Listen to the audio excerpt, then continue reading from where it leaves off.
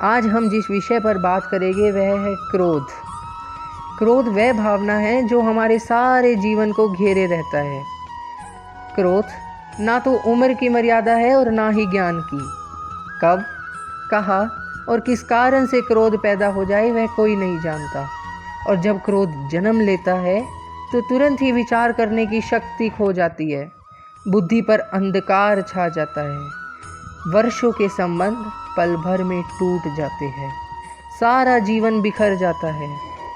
यदि आप किसी भी कारागार में जाकर देखिएगा, अधिकतर अपराधी आपको क्षण भर के क्रोध का दंड भोगते ही दिखाई देंगे, पर फिर भी हम क्रोध पर अंकुश नहीं लगा पाते।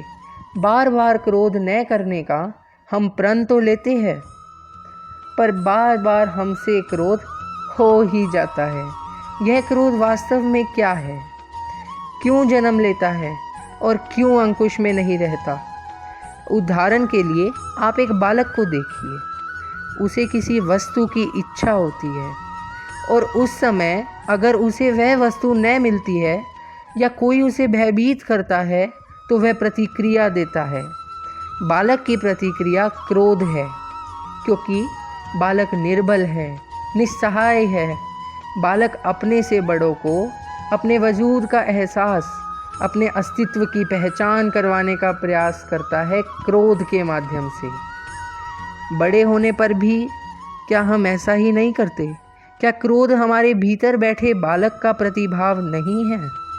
अर्थात क्या क्रोध वास्तव में केवल बालक जैसे व्यवहार का नाम नहीं? जब अहंकार को घाव होता है, जब हमें भय लगता है, जब कोई वस्तु हमें प्राप्त नहीं होती, तब हमें क्रोध आता है, ठीक किसी बालक की भांति।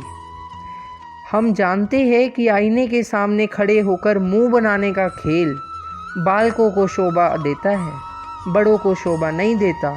फिर भी हम बालक की भांति क्रोध करना बंद नहीं करते।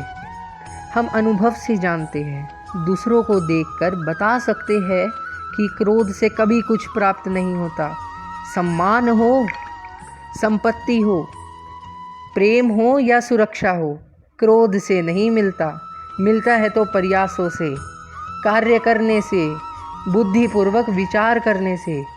मनुष्य मात्र अपनी आदतों के अनुसार ही जीता रहता है।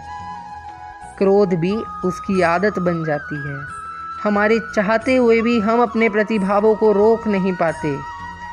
हम स्वयं को तो बड़े ही आपुख्ता मानते हैं, पर थोड़ा सा कारण मिलते ही हमारे भीतर का बालक क्रोध कर बैठता है। अर्थात क्रोध वास्तव में और कुछ भी नहीं है, हमारी बालक बुद्धि का नाम है। जैसे ही हम इतना स्मरण में रखें कि हम बालक नहीं, बालक जैसा व्यवहार हमें शोभा नहीं देता, वैसे ही क्रोध स्वयं ही बंद हो जाता है।